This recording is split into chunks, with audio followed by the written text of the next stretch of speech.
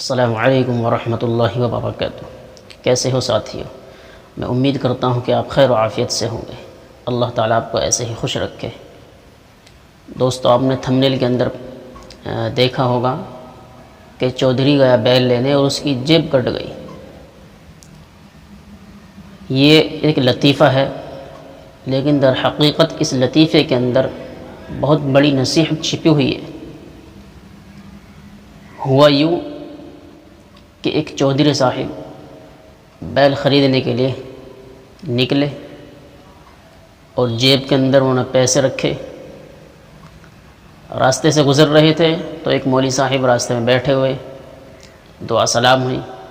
مولوی صاحب نے عرض کیا کہ چودھری صاحب کہاں چلے جا رہے ہو؟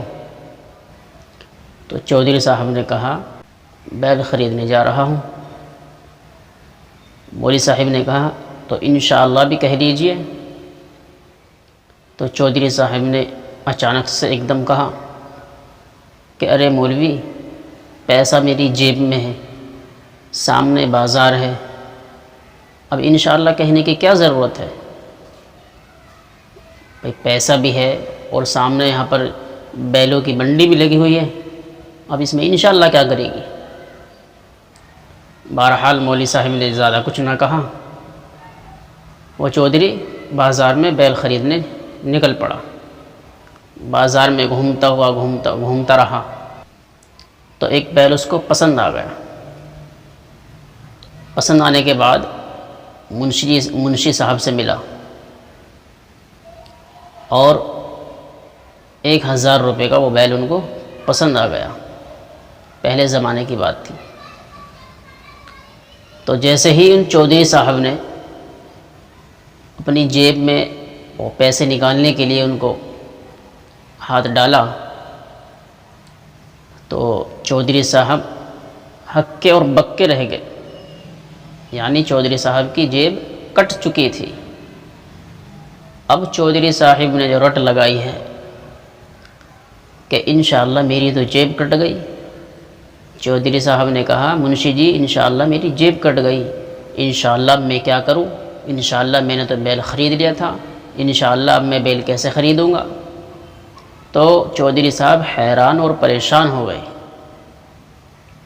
بہرحال چودھری صاحب کو بیل نہ ملا کیونکہ ان کی جیب کٹ گئی اور پیسے سارے جو ہے نکل گئے۔ تو چودھری صاحب واپس چلے گھر کی طرف، منہ لٹکائے ہوئے۔ پھر اتفاق سے مولوی صاحب راستے میں ملے۔ مولوی صاحب نے کہا ارے چودھری صاحب کیا ہوا، بیل نہیں خریدا آپ نے؟ آپ تو بیل خریدنے گئے تھے۔ تو چودھری صاحب نے ایک دم کہا کہ مولوی صاحب انشاءاللہ میری جیب کٹ گئی، انشاءاللہ میرے پیسے نکل گئے، انشاءاللہ میں بیل نہ خرید سکا، یعنی انشاءاللہ کی انہوں نے رٹ لگا دی۔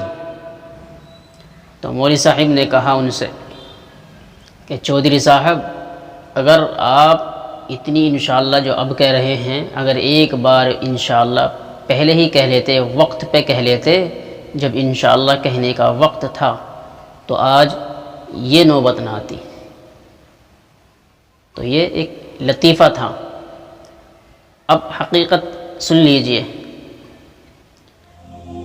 زندگی ہم گزار رہے ہیں، ہمارے پاس وقت ہے اپنے آپ کو سنوارنے کا، اپنے آپ کو گناہوں سے بچانے کا، نبی علیہ السلام کے سنتوں پر، ان کے طریقے پہ زندگی گزارنے کا، اللہ کے حکم کو مان کر قرآن کریم کے مطابق زندگی گزارنے کا اب ہمارے پاس موقع ہے۔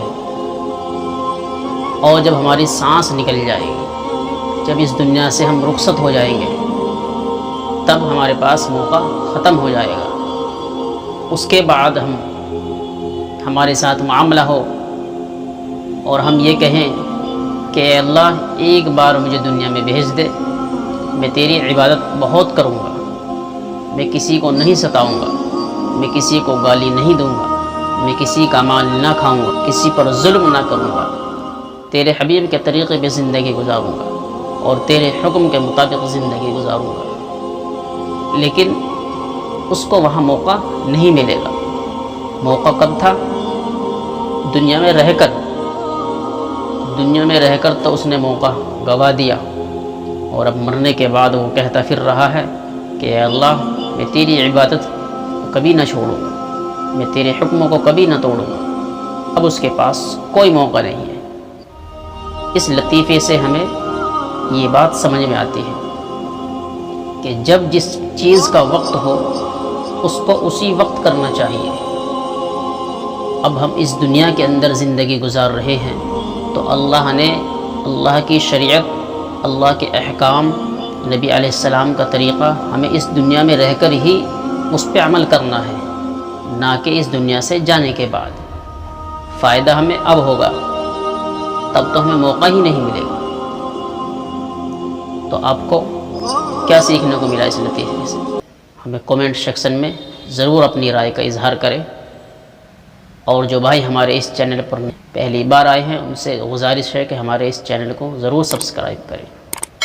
ملتے ہیں انشاءاللہ پھر نئی ایک ویڈیو کے اندر، تب تک کے لیے دیجیے اجازت۔ السلام علیکم ورحمۃ اللہ وبرکاتہ۔